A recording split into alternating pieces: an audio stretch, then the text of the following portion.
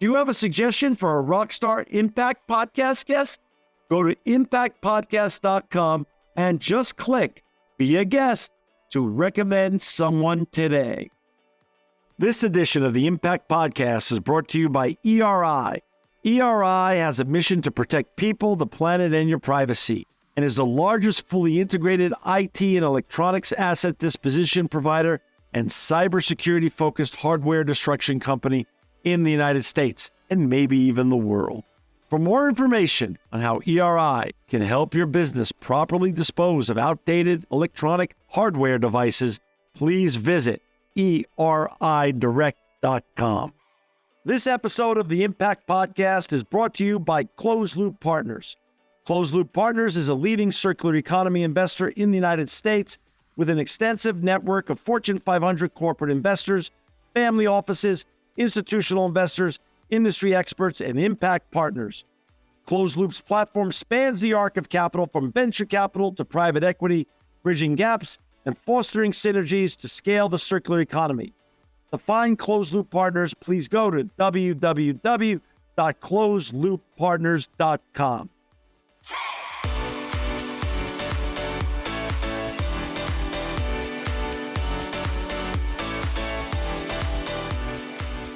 Welcome to another edition of the Impact Podcast. I'm John Shigarian, and I'm so excited to have with us today Mike Rizer. He's the Executive Director of Corporate Citizenship at Ally Financial and President of the Ally Charitable Foundation. Welcome, Mike, to the Impact Podcast. Thank you, John. It's great to be here. Hey, before we get talking about all this important work that you're doing with your colleagues at Ally Financial, can you share, Mike, a little bit about your background? Where did you grow up and how did you get on this very inspirational journey that you're on? Well, sure. I'll do it very, very briefly. I grew up in a town called Springfield, Ohio. I wanted to be an attorney. I went to law school in Cincinnati and practiced with a legal services program. So I really wanted to help those folks who were on the margins and needed assistance. And I loved that work, did it for 6 years. But it's difficult to do with a lot of school loans. And I looked for other paths that would allow me to give back to communities that were perhaps a little more lucrative. And I found out that banks do really great work in the community, both from a philanthropic point of view, but also the investments that they do and where they put their branches and the kind of programs they have. And so I joined a bank. This was the early 90s. And I got lucky, John, because this whole world of corporate citizenship was just beginning to be in America and grow. And every time I was ready for the next challenge, there was more coming on, and the definition of corporate citizenship was growing. And so I've had a great career through several banks before I came to Ally about 4.5 years ago, working in this space of charitable giving, volunteerism, the environment, et cetera. And it's just been a really, really rewarding career. Mike, is someone with a heart like yours born that way? Or is it something from your parents or grandparents or some teachers along the way? Where do you get that heart of giving back and thinking about others than just yourself? Because you're literally from the beginning of your career to now, this has been your journey. Where did that come from? Yeah, well, that's a very gracious question. I'm not really sure. I think I had some real lighthouses in my life, to your point, that were teachers or people of faith, and something resonated with me, and I've been fortunate. That's awesome. So Ally Financial, let's just give the macro on Ally Financial before we get into all the specifics. How big is Ally Financial? And my understanding is you have 11 million plus customers. That's correct. So the thumbnail is Ally is the largest all digital bank in the country. Wow. We have about 11,000 employees or so, about the 20th largest bank in the country. Very people focused. We try to live our name. We really try to be an ally, John. And we're an ally to our employees. And what we find is then they are in turn allies to our customers and our communities. So you and I get on an elevator and we're going to the 50th floor of a big high rise in any city, USA, and we shake hands and we exchange pleasantries. And I ask you, well, who you work for, and you say Ally Financial or Ally Bank, and I say, okay, what's your bank's mission? Give me the elevator pitch on your bank's mission. Yeah. So Ally's mission is to serve our customers online, virtually. So any place in the country or virtually any place in the country, to service their needs. We're a consumer bank primarily. And because we don't have a branch network, we have lower cost and we're able to provide more in the way of interest. And so we work hard. We're very much a financial education bank. We work hard to help our customers understand their money and then save. We got lots of programs that put buckets of money away for a wedding or for college education. And so we really take that to heart in the way that we interact with our customers and help them really be an integral part of their lives.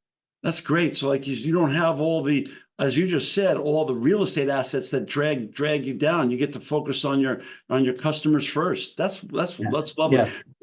Talk a little bit about the approach that Ally takes with your leadership on charitable giving, and how does your role interrelate with that? Because you're the president of the Charitable Foundation, but you're also the director of corporate citizenship. Talk a little bit about the intersection of both, and then how does charitable giving work within your bank structure? Sure. So I a minute ago I talked about really our culture, and one fact I would tell you that's so impressive is that as I mentioned, we really lead with our people, and our people really are anxious to serve in our communities. Last year, for example, they logged 60,000 hours working out in our community, and that's a great number. But what's really impressive about that is 1 in 2 employees did that. So 50% of our employees were out in the communities working with our nonprofit partners, giving back.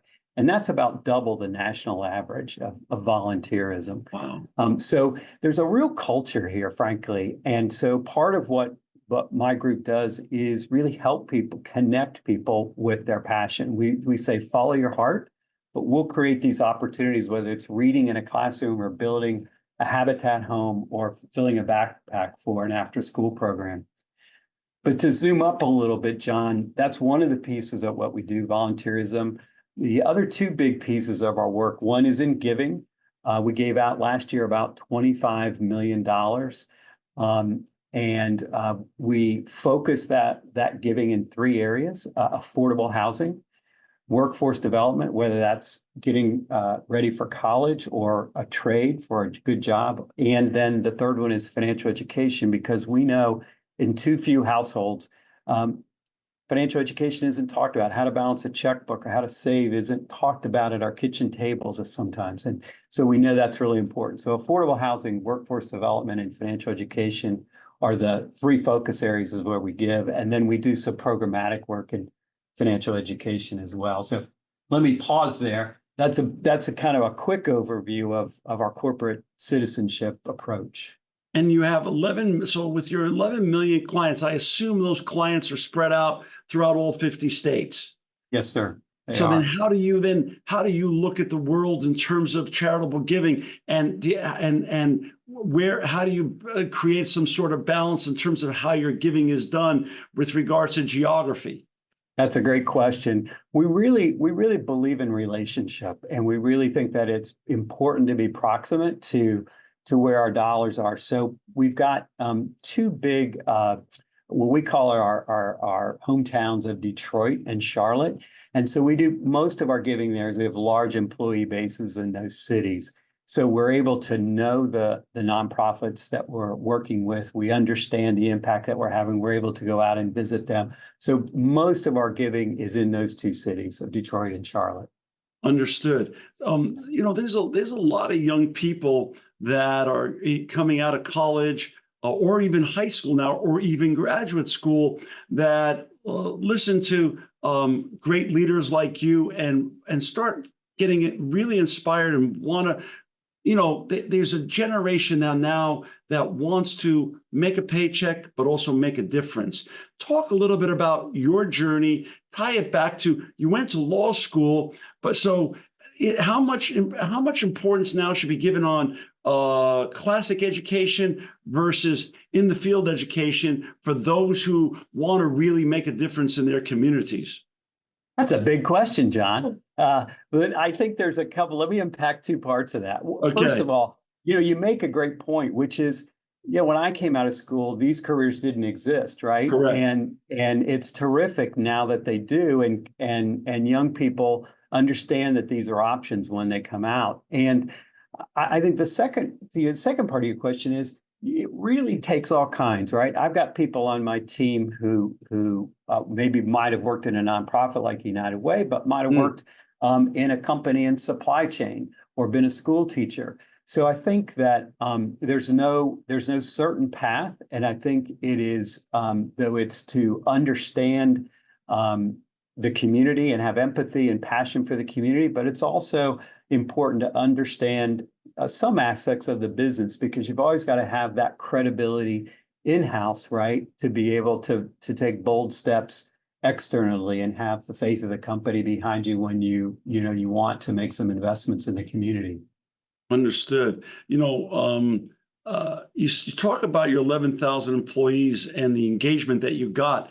Is there some form of is there some secret to getting employee engagement? Because there seems post-COVID, that's one of the greatest challenges that all leaders have across corporate America and actually across the world in terms of employee engagement. There seems to be more disengagement since the society as a whole has gotten more disengaged and more isolated because of the wonders and the beauties of technology. Not a knock on technology, but a little bit of a downside of technology. Talk a little bit about, since you're an online bank, what's some of the secrets of your success of getting so much employee engagement, not only in the substantive work of what they're doing with regards to making Ally Financial such a successful bank, but also the charitable work you're doing and making that such a success concurrently? Yeah, that's a great question, right? It's a really important question for our time. I will tell you, it all goes back to leadership, as everything always does, right? And we've got a culture here, and leaders from the top hold each other, and they hold all of us leaders accountable to, which is, we're here and held to rigor around our performance, to your point, but we're also part of a larger community, and it's expected that we give back, and people do it. They do it and they see it modeled, and when you do that, it really gets very easy. But someone like you, you and I are generally the same generation, and when I talk to our peers, I find that they look to three different types of leaders. One, the classic sports leaders, the Nick Sabans of the world, the Bill Belichick's, or they look to the classic type of corporate leaders, the Jamie Dimons, the Brian Moynihan's, or they look more for some of the religious leaders out there and the servant leadership. Where if you were to say, John, my role models are, and I look for inspiration and aspiration from, how would you finish those sentences, Mike? Yeah. Well, in those categories, I think the servant leadership. One of the things that always strikes me, John, is that no matter what crowd of people you're looking to, humility in a leader is something that is incredibly attractive. It's very attractive. People want to be around a leader that is a good listener and is humble. And it's always lost on me that more leaders don't see that and capture it, because when you have a leader like that, and I've been fortunate enough to work for some, people just can't do enough for you. They can't jump in and do whatever that leader needs to be done. And so it's easy for them to chart out a vision and get folks to follow them. So I wouldn't say that I always model that, but I would like to think that for me, that kind of leadership is attractive, and also mindful of situational leadership, right? So I think the models you suggested, you sometimes need a little bit of something different for your audience or for your approach or your objective. You're so right, Mike. The success plus humility is one of the most attractive, powerful combinations that are out there today. For our listeners and viewers who've just joined us, we've got Mike Rizer with us. He's the Executive Director of Corporate Citizenship at Ally Financial and President of the Ally Charitable Foundation. You can find Mike and his colleagues and all the great and important work they do at Ally, ALLY.com. Also, we'll have in the show notes all links to their most recent CSR reports and other important links that relate to Ally Financial's successful charitable endeavors. Talk a little bit about some of your greatest hits. What are you most proud of when you look back and from where you sit today with regards to the work that you're doing at the Charitable Foundation at Ally Financial? Yeah, thank you. There are a couple of things I'd love to tell you about. One is we started the Ally Charitable Foundation in 2020 with a commitment to strategically invest $30 million over 3 years. And we almost doubled that, got to $58 million in 3 years. Again, primarily in these areas of affordable housing, which is a huge issue in the cities in which we give, workforce development and financial education. So we're really finding some impactful ways to be in the communities and make a difference. One of the ways that we've done that's a little unique and innovative, and I know your audience is always looking for those ways maybe that differentiate philanthropic endeavors, is our first mission-related investment. And as you probably know, mission-related investments, or MRIs, are these hybrid kinds of instruments that are like a loan, but you use grant money and it's eventually paid back, but at a very low interest over a very long time. So we for example, put $3 million over 20 years. In that case, got a market rate, about an 8% return. And so we're going to help a housing loan fund provide very affordable housing for thousands of people in our market by placing that money out there. But we'll also get the interest, which will then feed back in and allow us to do even more good out to the future. So it's a little complicated. You have to have some bankers at your side to produce them, but they really allow you to do much more in the community in a more creative way than just simply giving out the grant funds that never return to you. Talk a little bit about your most recent CSR report that came out, and what are you most proud about that? And as you and I know, there's no finish line in sustainability, corporate citizenship, impact work. It's a journey. And what are you looking forward to in 24 and next year's report that comes out? Yeah. Thank you for that question. I think, one of the things I'd love to tell you about in our work is what we call trust-based philanthropy. That's a concept that's been around for about 10 years. We learned about it about 3 years ago. And at its core, John, it's really taking the power dynamic out of giving. And rather than kind of a donor-grantee relationship, and we tell you what to do, you really try to together solve the community issues. And because the nonprofit on the ground is closer to them, you really trust them. And we decided to do that. So we gave multi-year grants to 16 minority-led organizations in Charlotte and Detroit. And the results have been incredible. And what I'm really proud about is these are small organizations that really weren't on a lot of people's radar, but doing great work. But part of what we do is really go deeper than the money.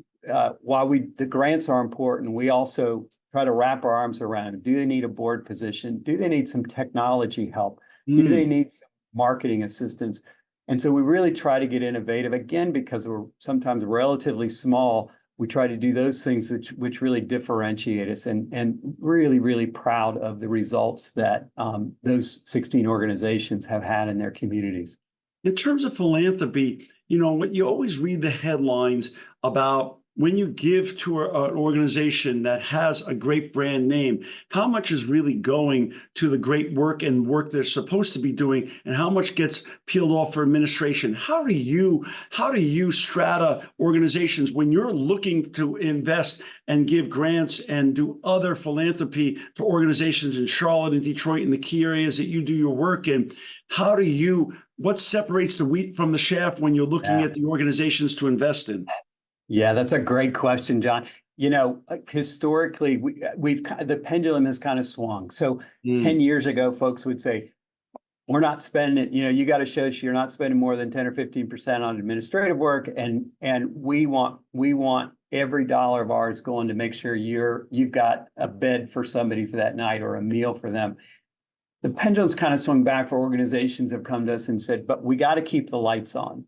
We got to pay the heat. We need some overhead, and not every dollar can go to a program. And so I'll go back to my comment about it all being about relationship. We really try to have a relationship with the organization and know what do they need and get close enough that we trust they're going to be good stewards of our dollars. And then creatively figure out, what does an impact report look like from them? It might not be that they served 100 meals a month, but it might be that, they led the neighborhood through, some transitions, et cetera, that required lots of meetings and lots of things that are hard to maybe have some comfortable outputs around, but we know it was the right thing that community needed. That's so interesting. One of the questions I have, Mike, I'm fascinated by your bank's online model. I'm 61 years old, and I remember walking into banks as a kid with my car wash money or my snow shoveling money to make a deposit or withdrawal from my local bank in Queens, New York, and building relationship and knowing who the security guard was and the teller was. What's your secret sauce on building a stickiness with your customer base of 11 million plus customers? Since you're not seeing them in person, how do you build the stickiness and grow your customer base on a regular basis? Yeah. Well, I have to tell you, I'm of a similar age, and like you, I take my paper route money into my savings and loan with my little passbook and that was save me. it up until I could go buy my first bite. Yeah, I love it. Right. Well, you've obviously been on our site, and I encourage the listeners and viewers to do the same thing.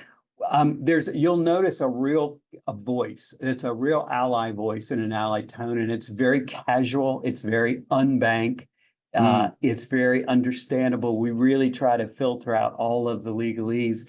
And I think when you go on there, you just feel like, this is a guy I sat next to on the bus or something, and just started having a conversation. And it's simple and it's straightforward, and they have my interest at heart, and they explain things and they make it easy. And I think the word on that, gets out, and people, they like the ease, they like the informality. They like it that it's straightforward, and as you say, we always try to do it right is our slogan, do it right, and so we really live by that.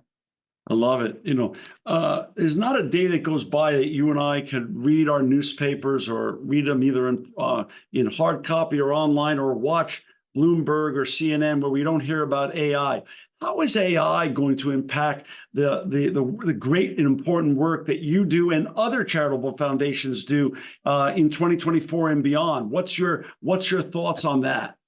Yeah, great question. I'll tell you, I haven't been in a meeting, a day over the last 2 weeks that hasn't come up.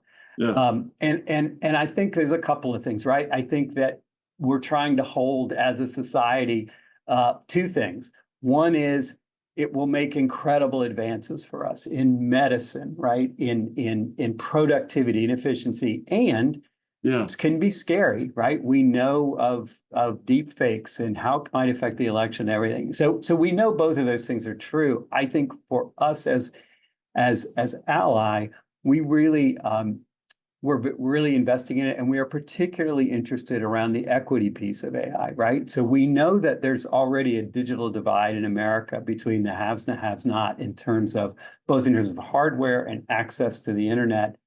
And we know that AI can exacerbate that even more. So my team and teams across the Ally are really digging in and trying to learn and talk to our communities about AI so that they understand what it is, and we are listening to them about the impacts and their feelings about it. So I think for us, to answer your question, John, it's a matter of how do we do this equitably? It's happening, it's there, it's coming, it's here. How do we really make sure there's fairness and equity as it's executed, all around us? Well, Mike, I'm so grateful that you spent time with us today at the Impact Podcast. I want you to know that I understand that this is a journey. There's no finish line, and I'd love you to come back and share your continued journey for our listeners and viewers to find Mike and all his colleagues and all the important work they're doing in charitable sector and also in corporate citizenship. Please go to www.ally.com. And also there'll be in the show notes his most recent link to his most recent corporate citizens report. That's really important as well. Mike, we need more people like you in this world. We need more great servant leaders. I'm so grateful for all the work you do with your colleagues, and thank you for making the world a better place. Thank you so much, Sean. It's been a pleasure to be with you today. Thanks for all the work that you do and the light that you shine on so many important topics for all of us. This edition of the Impact Podcast is brought to you by Engage. Engage is a digital booking platform revolutionizing the talent booking industry. With thousands of athletes, celebrities, entrepreneurs, and business leaders, Engage is the go-to spot for booking talent, for speeches, custom experiences, live streams, and much more. For more information on Engage or to book talent today, visit letsengage.com.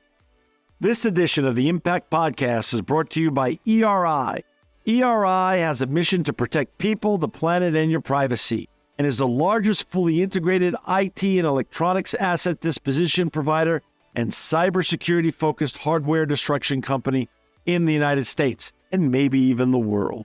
For more information on how ERI can help your business properly dispose of outdated electronic hardware devices, please visit eridirect.com.